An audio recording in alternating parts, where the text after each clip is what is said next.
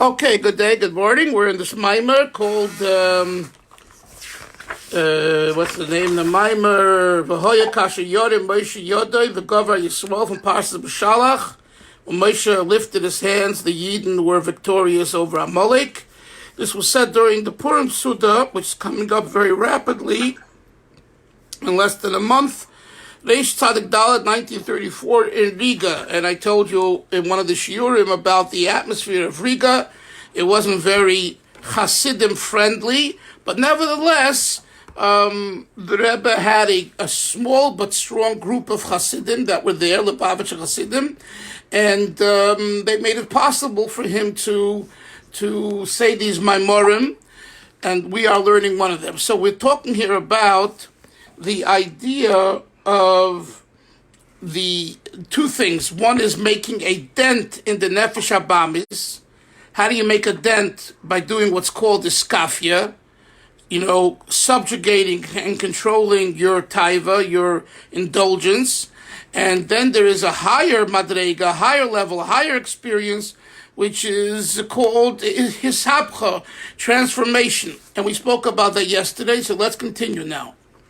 Omnam kol zehu benefesh ruch neshama de klipis. All of this is when we talk about the nefesh, the soul, the ruach, the spirit, and neshama, the soul, the three levels. Again, I want you to remember this. When we say those words, we're referring to the intellect, the emotions, and the action. Those three behaviors of man. But the klippa, on the negative side, shemes batlin legabe oiroliki de neshama, who are subdued, who are annulled. Good morning, Yehuda. They're annulled when the godly light of the neshama is active. Then those three ways of foolishness of klippa fall to the side.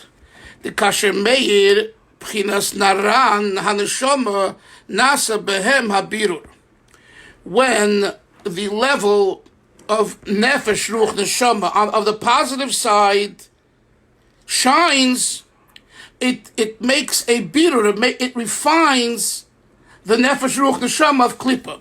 So remember the rule that we spoke about a few classes ago. Zeh lu'uma zeh oser elokim.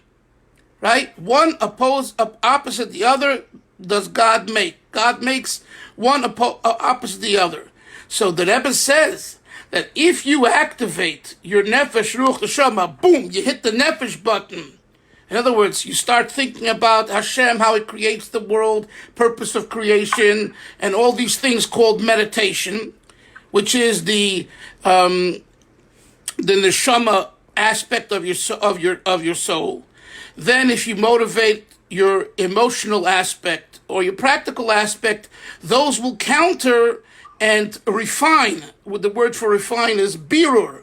It'll be mevarer, refine the negative aspects of the soul. Avo klippas Amalek. But Sholem, here we have a certain type of a klippa called Amalek. Guess what? If you apply only your nefesh ruach neshama, intellect, emotions, and actions of your godly soul to this type of a problem, to this type of an opponent, David, it won't help. You won't succeed in overcoming Amalek. Yes, Hillel. I was learning a piece this morning in the Sefer Nesiva Shalom. Yes. That echoes this idea in connection with Yisro, because he says that Yishma Yisro heard, and Rashi famously says, what did he hear? He heard about the Kriyas Yamsuf and Milchemes Amalek. So the way that Nesiva Shalom learns it, what's the connection between the two things?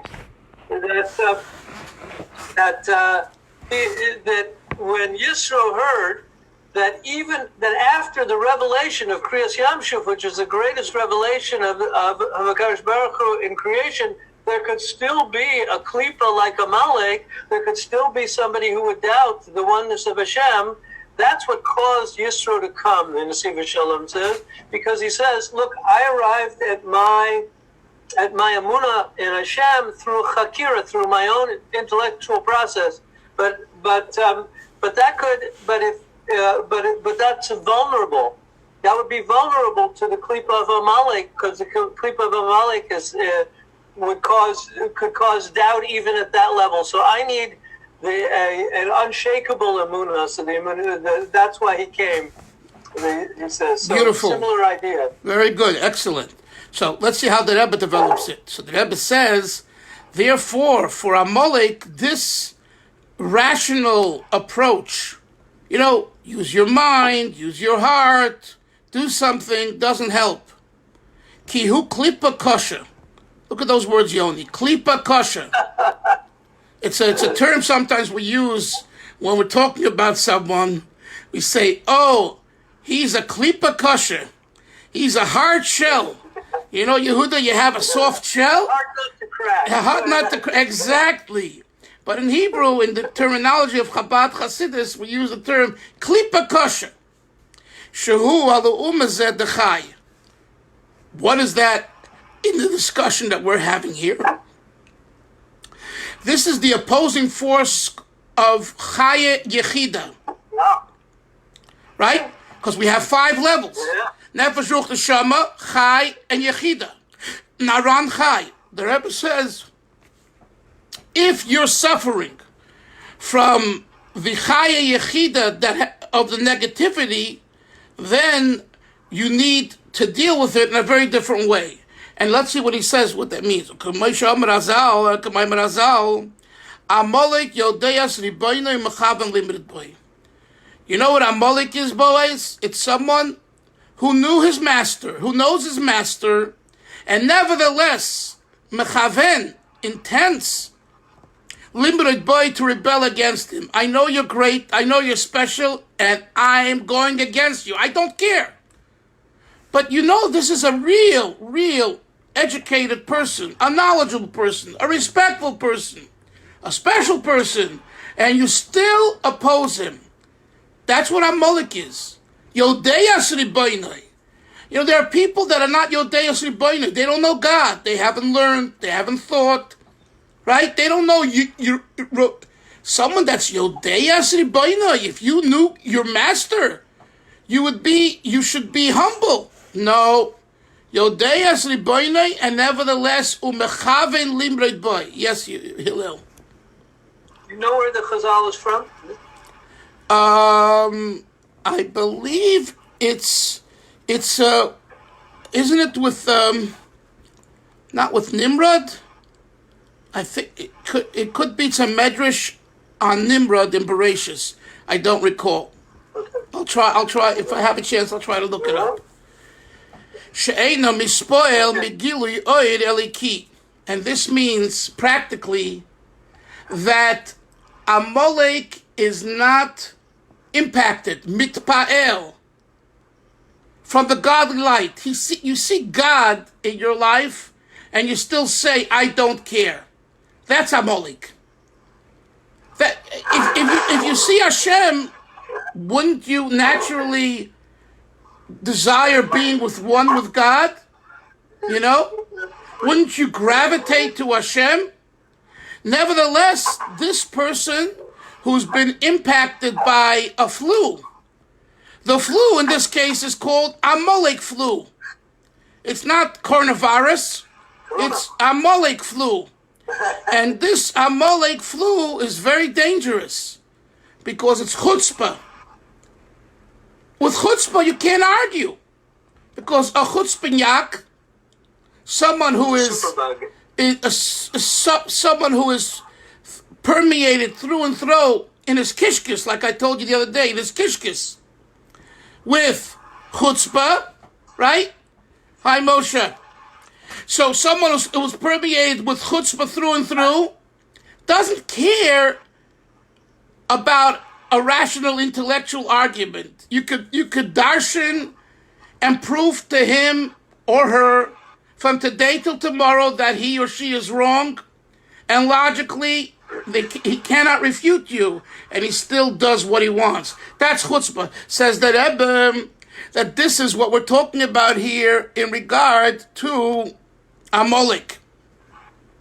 And he says, "Va'adarabbe oimed leneged." On the contrary, the more he sees and understands your greatness, come to the table, Moshe. Right? The more he sees and understands your greatness, he opposes you more. It's not that, you see someone who is an Adam Choshuv, someone who is, a fine person. You're humbled by them. You keep your mouth quiet. No. On the contrary, sometimes you come into a class, sometimes into a meeting, and there's one guy that's always talking and always joking and always hacking, and this fellow doesn't for a moment stop. Why? Not because he has what my 8th grade teacher in Lubavitch Yeshiva told me when I was rambling. Stop with your, and excuse the expression, stop with your verbal diarrhea, right? It's not because he has verbal diarrhea. It's because the person is a chutzpanyak. There's one thing, a person's rambling and loves to talk and can't stand talking, That's not what we're talking about here. We're talking about here someone who's talking with a chutzpah. It's a very different type of talk. It's a very different type of an opponent. Says the Rebbe, this is what Amalek is. Someone who's a nudge, you can get over it. Why? Because when you'll tell them, listen, you've spoken enough, now please, be quiet. I can't handle it anymore. Go to a corner or you leave. There's a way out of it. But someone who's a chutzpanyak, if he doesn't get you here, he's going to get you here. If he doesn't get you here, he's going to get you here. Like, if email won't work, it'll be text. If text don't work, it'll be WhatsApp. If WhatsApp it won't work, it'll be Twitter. Like our dear president. From all sides he shoots, right? You can never get rid of him. Because he really is a chutzpanyak. I'm not saying, he is. He's using it in many ways in a good way. But chutzpah is an issue that Amalek represents, and what Amalek did to us when we left Egypt. So therefore he says, let me continue, please. Let me read a few lines and I'll get back. We're on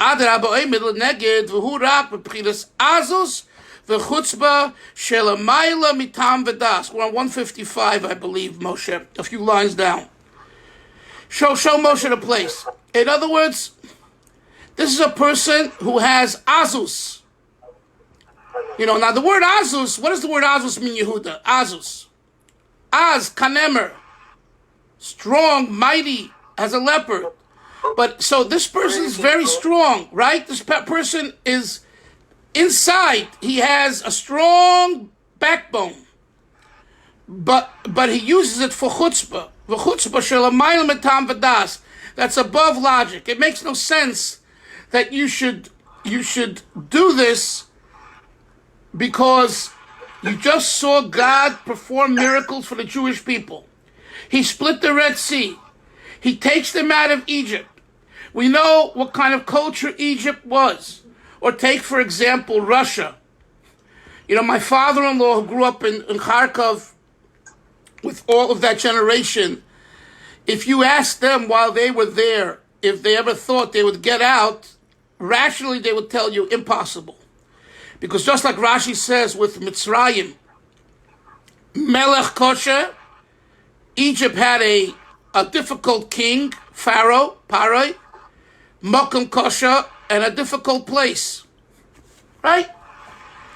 Stalin, may his name be erased, was a very, very evil ruler. The country was a bad place. So both geographically and logistically, location-wise, you were stuck, and the leader and his comrades were very bad people. So they didn't think that they'll ever see a day. They had faith, and they davened, and they learned, and they did what the Rebbe wanted of them, and they knew that their life is on the line at any moment, right? How were they able to overcome? Only one way. They had to do things above logic. If you turn to logic in a situation which is highly negative, and what type of negativity? Not rational negativity, but chutzpa negativity. The only saving grace is transcendence. Jump in with your feet into the hot water and don't look back. Because if you're going to negotiate, if you're going to try convincing that type of a enemy, i.e. Amalek, you will never win because he's not rational. With someone who's rational, you can debate and dialogue and bribe. Someone who's not rational, none of that will work. That's why it's a real fallacy to think that our enemies surrounding Eretz Yisrael are going to actually feel in their heart of hearts that the Jewish people belong where they belong and they are who they are. You know, it's such a fallacy. It's such a nonsense. You know, you can make concessions from today to tomorrow, but it's never going to change the person inside because it's Amalek. Amalek is not logical. I don't like you because I just don't like your nose. But what do you want? God gave me this nose, this head, this beard, this face, this Torah, and I'm born as a Jew. What do you want? Well, too bad. I don't like you. What did I do to you that you don't like me? You did nothing. I still hate you. I don't want you to be around, God forbid. This is Amalek. This is very, very vicious. And there's only one answer to this. The answer is do what you need to do, disregard and ignore them, and know that their only solution is their destruction. That's what the Torah says. I'm only quoting the Torah. The Torah says, Reishis goyim Amalek, acharisai adi oivit. The only enemy of the Jews out of all the nations where Hashem says, acharisai adi oivit, its end is everlasting destruction, is about Amalek. And logically you ask the question, how can God, who's compassionate and so kind and so holy, call for a destruction of a nation, of a people? The answer is these people, this group and this people represents the seed of anti-godliness. This is not just an enemy who continues to oppose God, but can be dealt with and rationalized with and come to a place where they can understand the importance of Torah, God, and Jews. But this is an enemy that all of that doesn't make sense. And that's why, what do we call this in human psychological terms? The Rebbe calls it here, azus v'chutzpa. I always raised my children, I don't know if I succeeded or not, but I had a line, chutzpah won't be tolerated. Here's the son who I would tell this to. Chutzpah won't be tolerated. Everything else can be tolerated, but chutzpah won't be tolerated. Because if you tolerate chutzpah... The problem is you have to have the action part. You have to actually not tolerate it. So why not? Because you can tolerate something that you know at the end of the day there's a way to dialogue and the person and people you're dialoguing with, they'll listen. But if you know that in the heart of hearts you can say whatever it is, they're still going to try to get you and oppose you. Why are you wasting your time? It's a waste of time. And you should know, my friends, my students, and this is true in daily life too. Between ourselves, if you notice someone is just being a chutzpah to you, don't waste your time with them. Just do what you have to and go on. And I saw this with the Rebbe. There are many people who threw darts at the Rebbe. I'm not going to go into it now. You got to read my books for this if you want all the secrets. But there are people who threw darts at him. And he never, ever wasted time responding. Yes, when it came to a Torah issue, or let's say land for peace, where certain rabbis in Eretz Yisrael, without mentioning names because you probably know who they are anyway, opposed his approach, the Rebbe felt compelled, and he spoke about it publicly, without mentioning their names, but he spoke about how it's forbidden to give away land for peace, right? So that was a Torah matter. But just I'll give you an example. Motzei Shabbos, I was speaking to an 80-year-old man who's here in Deerfield Beach in Century Village. And his father was a teacher of ours in yeshiva. And I knew his father. I had a relationship with him, and he taught me Torah. And he was a massive scholar from the old country. He made his way to America. And he says to me, my father didn't like the Rebbe in Lubavitch. I almost fell through the floor. I said, what are you talking about? Your father came to the Farbrengens, sat behind the Rebbe, had private audience with the Rebbe, did missions for the Rebbe, and I don't want to go on and on and on. You're telling me he didn't like the Rebbe and didn't like Lubavitch? He said, that's right. As bizarre as it sounds, he was jealous because, he had a little shul in Queens. He was a rabbi of a shul and probably had a small minyan. And he was a Torah genius, he was. And he wanted his kids to emulate that, and they didn't. You know how it is. And people didn't, follow him. And here is the Lubavitcher Rebbe, who was in a sense, so much more modest in his youth and humble and unknown. And all of a sudden, he's put on a pedestal, and he has hundreds and thousands of people who follow and desire to know his teachings. So I was saying to myself, I was thinking, and I asked him over and over. I said, "Are you sure you know what you're saying?" I said, "What I saw with my own eyes contradicts what you're telling me." He says, listen, I know from the house, inside the house, I know what was discussed and what was said and what was done. And he gave me some examples, he says, and he says, I know it's bizarre, but when it comes to something that's bizarre, there's no rationale. That's also a form of chutzpah, you see? And this is very close to home. So I want to point out that although we talk about enemies, Stalins and Hitler's Yamach Shemam and Amalek's, this idea goes deep inside our own community and our own selves. And sometimes you meet, you have someone who's just being a chutzpahyak. Don't waste your time, really, because you're really just going to get yourself very worked up, very upset, very angry, and you're going to waste all this time, and you're going to come out with a big zero. You're not going to make one dent in the person, not one dent. So the answer is just go on. And I'm telling you, you'll accomplish so much more.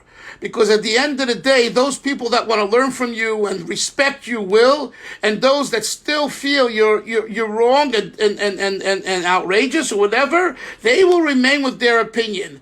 And what we're learning is that you shouldn't be concerned. Because if someone is an Amalek or acting Amalek-like, the answer is transcendence. Okay? So I think this is an important lesson for us as we raise families and have relationships both in the community and at work. So he continues saying, the Shein Shebkedusha Hine B'chinas Chaya Shu B'chinas Chochma Harei Habitul Hu L'mayla Mitam V'das HaMusa Kenal. Just as we said in holiness, in the side of holiness, there is an experience called Chaya, right? Chaya is the fourth of the 5 levels of the soul, which is the level of Chochma, wisdom. What's wisdom? The creative nekudah. What is the position of your mind when it comes to an idea?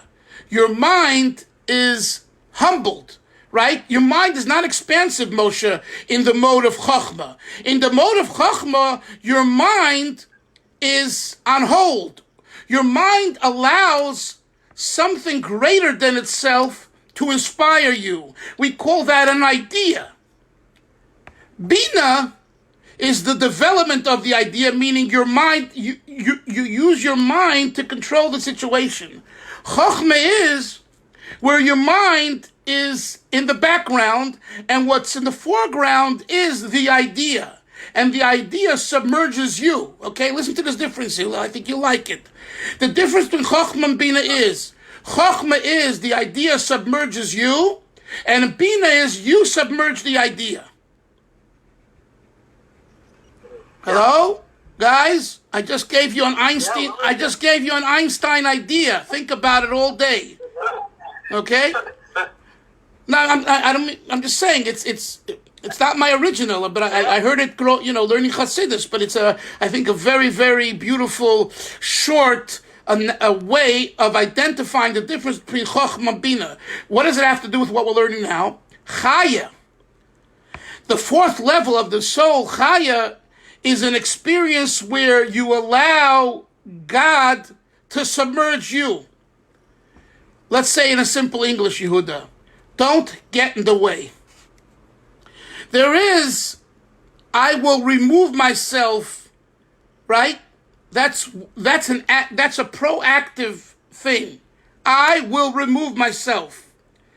The other idea is, I won't get in the way. I'll just put myself aside and let the idea flow through.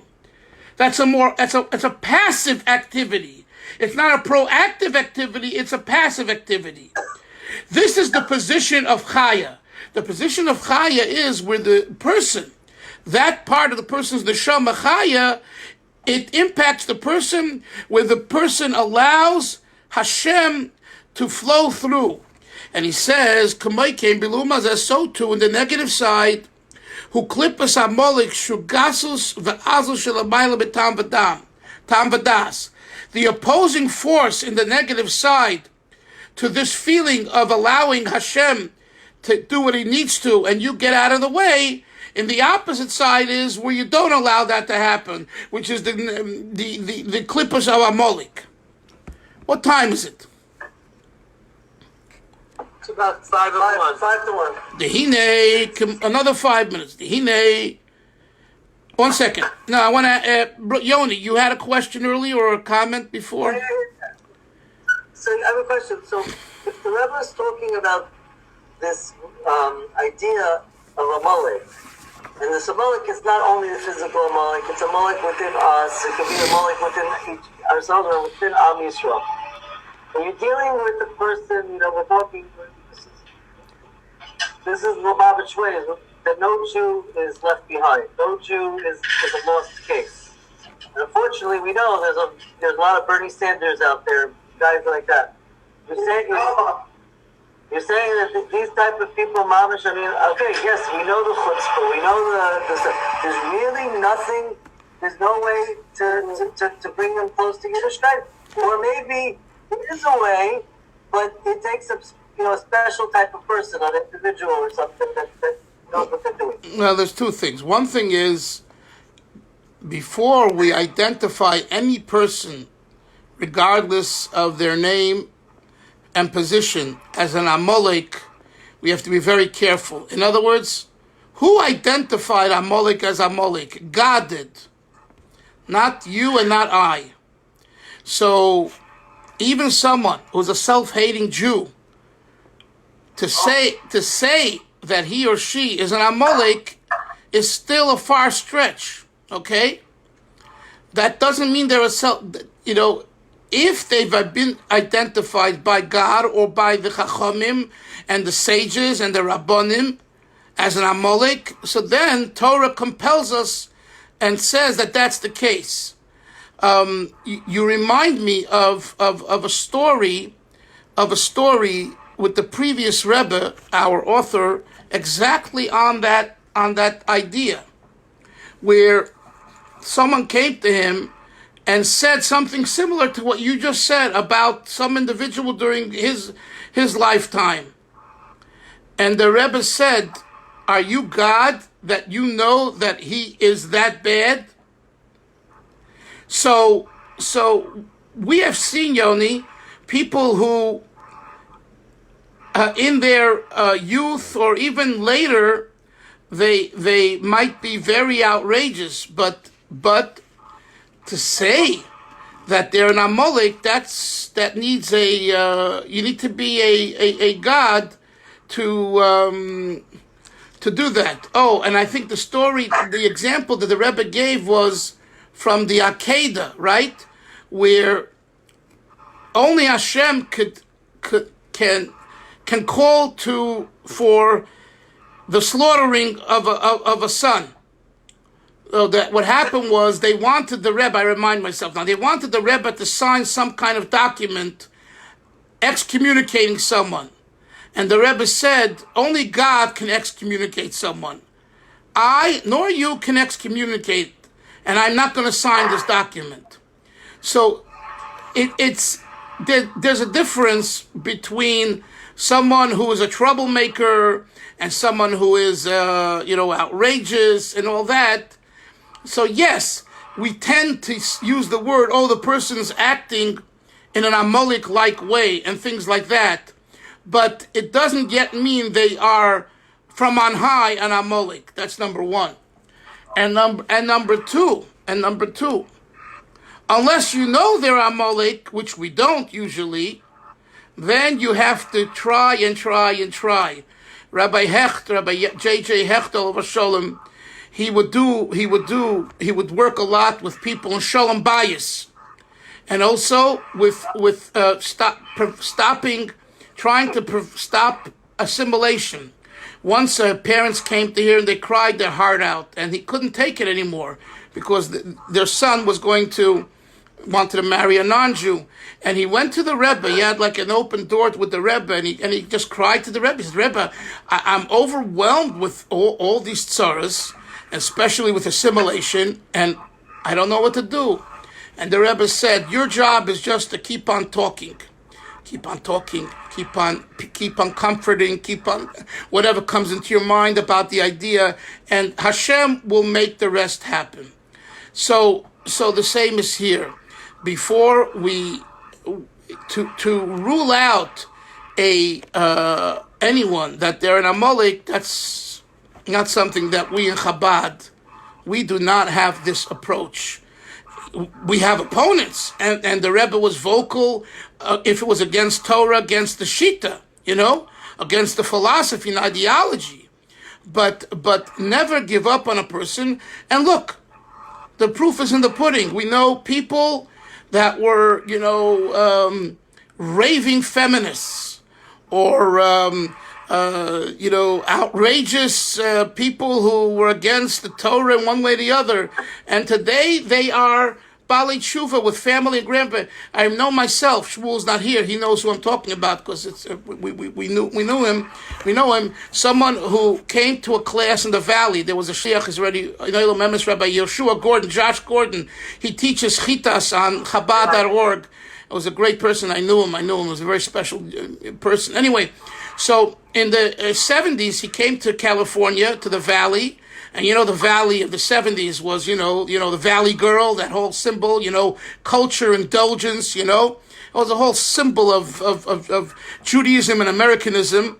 And Josh Gordon started to teach, and a whole group, 20, 30 people, young adults, husband and wife, came around the couches in the living room, and they were talking about Torah and God and asking. And, for a rabbi, when you're young and you have, and a Rebbitzin, you have an active audience, it's $1 million. That's what you came for, right? That's why you're not on Wall Street and you're rather teaching Torah in the valley, right? Because and there's one guy sitting on the floor wearing sweatpants, jogging pants. The rabbi says yes, he says no. The rabbi says white, he says black, yes, he says no. And everything Rabbi Gordon said, he said, we call this a dafkenik, a tzalachaznik, just the opposite, like an Amalek, He definitely had the Amalek-like attitude. And Gordon saying to himself, would you get out of here? I wish you wouldn't be here, you're ruining it. Here we have 30 30 souls who are hungry and are impressionable, okay? And they don't know anything about God and Torah, and I'm teaching them, and these are potential Bali Tshuva. This is why the Rebbe sent me to the valley instead of being in Brooklyn, right? Or Yerushalayim. He sent me to deal with all the Narishkeit, and I got a captive audience, and you're ruining it and poo-pooing everything. Guess what? That person became more frum and more Hasidic, and is that way today, than almost everyone else in that room. Right? So, Yoni, here was someone who seemed to be an Amalek, and I'm giving you the situation, and put yourself in that situation, right? What would be our regular response is get out of here, get out of here now. Shut up and just leave. You don't like it, go somewhere else. And no, he put up with him. And he became a Baal Teshuvah with children and grandchildren. I know the family. I was involved in certain aspects of the family. So what I'm saying is that one other thing, and that there was a teacher, a very good educator, and he said, I always cherished a student who was a Vildechaya. Moshe, you know what a Vildechaya is? A Vildechaya is a wild beast. Why? Well aware. Yeah, because a Vildechaya got life. And if you got life, you got potential. But if you're a dormant, passive kid, and everything the teacher says, you shake your head. That the potential of the Vildechaya becoming a leader and someone special and later in life is much greater than the tame student. So this educator said, when I'm challenged with a Vildechaya, I don't throw him out. I look at it as an opportunity. A few months ago, they had online somewhere in America, there was a kid who was a rebel in a public school. The principal, and he was driving everyone nuts. The principal came in and saw that this kid was making noise, taking sticks and banging. And the principal says, come here. Says, I see you enjoy making these noises. Can I show you something? And he says, he's like, sure. He's going to show the kid. And the principal starts showing him how to drum. And the rhythm of drumming. Today, I don't know the name, I forget now, he's a world-known drummer. Because the principal saw that his Wildkeit, his Wildechayedness, his kukelness, his disrupt was really so much energy that's there, that's waiting just to be used in the right way. And that's the way to look at a Jew and a child and a friend. Not to dismiss them as troublemakers. They are troublemakers. And boy, when you have to go through the trouble, it's real trouble. It's trouble. It's real trouble. There's no question about it. And it wears you out.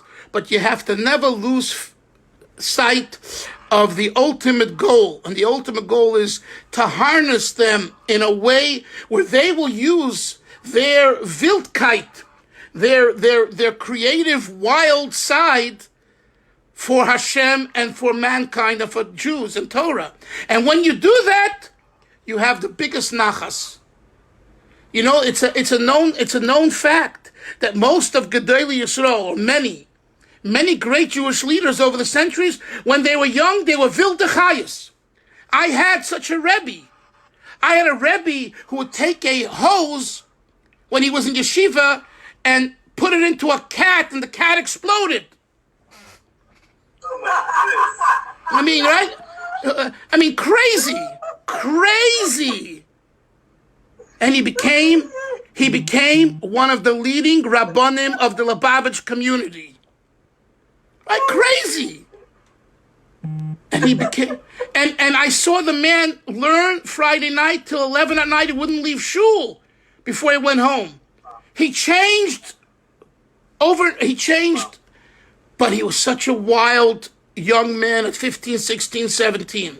He had a Chasidus with the Rebbe, and the Rebbe said to him, I want you to be a Rav like the Rabbonim were in Europe. I want you to learn so much and know so much to lead the Jewish people like they knew in Europe. And somehow, he walked out of that Yechidus, and overnight, he just started to learn. And he learned, and he learned, and he never stopped learning till his dying day.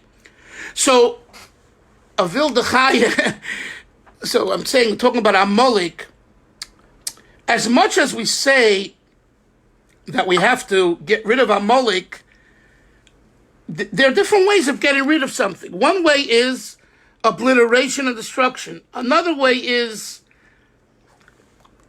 channel them in a healthy way. Get them to do their Wildkeit in a healthy way. You know, I've seen this too.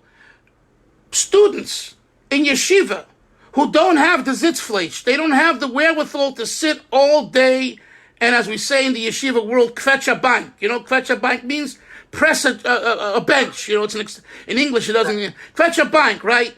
So I saw how some of these same guys got involved in Hanukkah programs, in Purim programs, stayed up all night packing packages in Morristown when we were in yeshiva so that we could distribute mishloach manas to people all over New Jersey, right?